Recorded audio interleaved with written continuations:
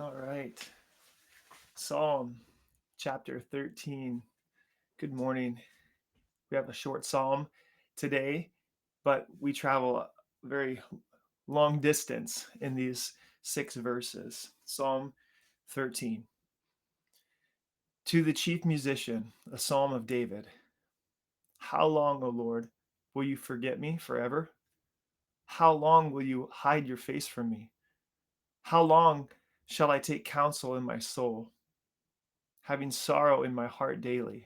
How long will my enemy be exalted over me? Consider and hear me, O Lord my God. Enlighten my eyes, lest I sleep the sleep of death, lest my enemy says, I have prevailed against him, lest those who trouble me rejoice when I am moved. But I have trusted in your mercy. My heart shall rejoice in your salvation. I will sing to the Lord because he has dealt bountifully with me. So there's 3 basic sections here. In those first 2 verses, we have despair. David knows this place well. We know this place. If you've lived any amount of time in this broken, sinful world with a sinful heart, you know the place of despair as well. But remember, the Lord, our Savior, he knows this place of despair.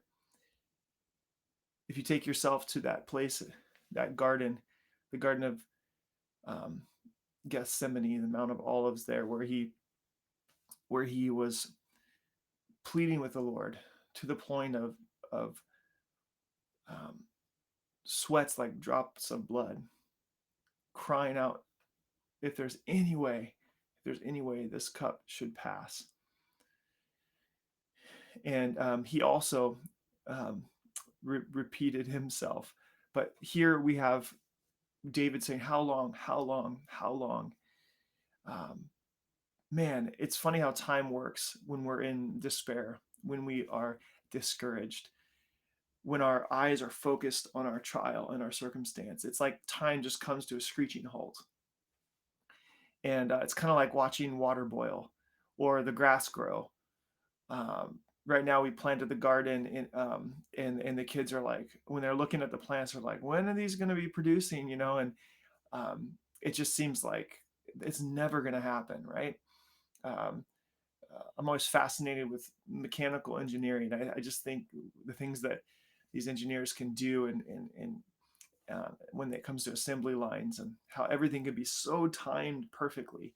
But if you look at one like a car manufacturing plant, it takes 2 to 3 days of just precision, constant precision. Every bolt, every weld, every the painting, the drawing, everything is down to the precise second, so that they can crank out these cars.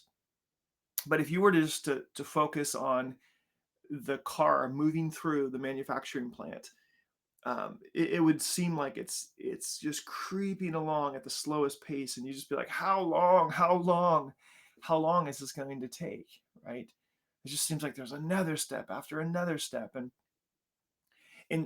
I think if you get stuck in this place where you're asking, how long, Lord, how long is this going to take? Not that that's wrong to be asking those questions, um, but that's a very human experience. But if you stop in verse 1 and 2 and you don't move on to that cry, but David moves on. He says, consider and hear me, O Lord my God, enlighten my eyes, lest I sleep the sleep of death, lest my enemies say I have prevailed against him, lest those who troubled me rejoice when I am moved. He's crying out. Now he's moving from a place where he's just focused on how time is just standing still, and he's crying out to God, right? This personal, raw, consider and hear me, Lord. And then verses 5 and 6, which is that place where our heart is able to sing to the Lord, and he says again, I've trusted in your mercy.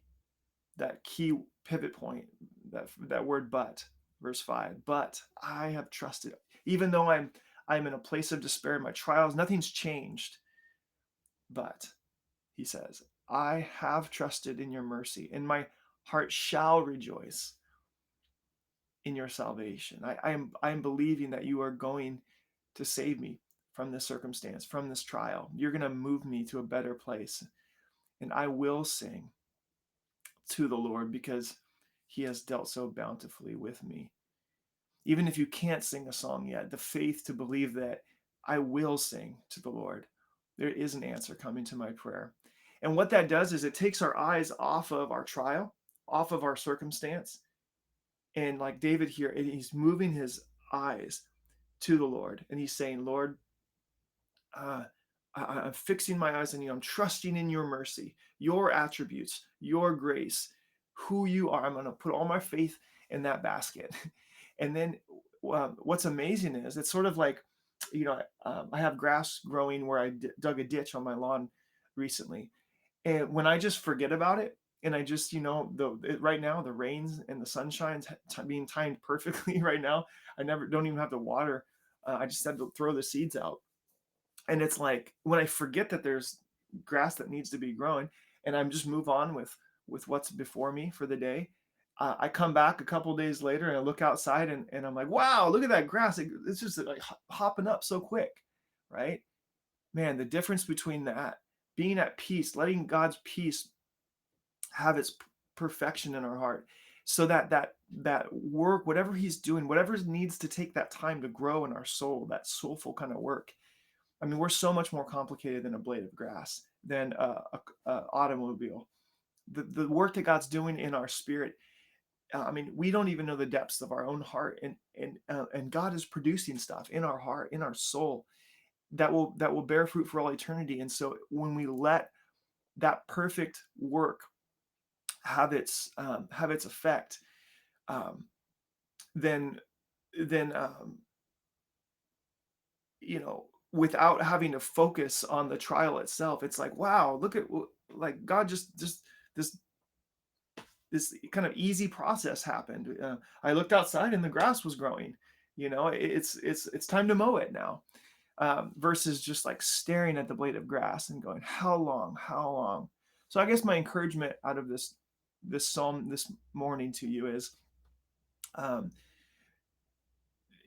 don't get stuck in verses 1 and 2. Move to that place where you cry out to the Lord, and where you are believing that the day of a new song is coming, where your heart will be able to rejoice in your salvation, in God's mercy, in how good He is, and how bountifully He is He is to treat you.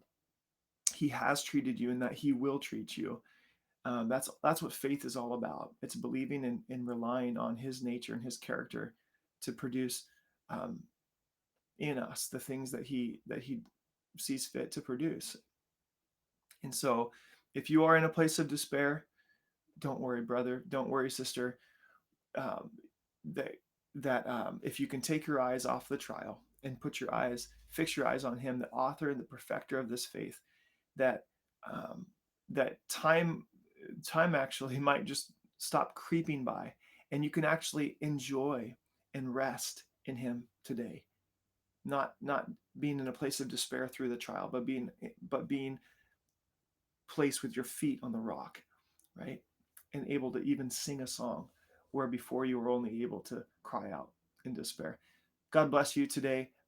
I hope you can come to a place where you can sing Him a new song in your heart.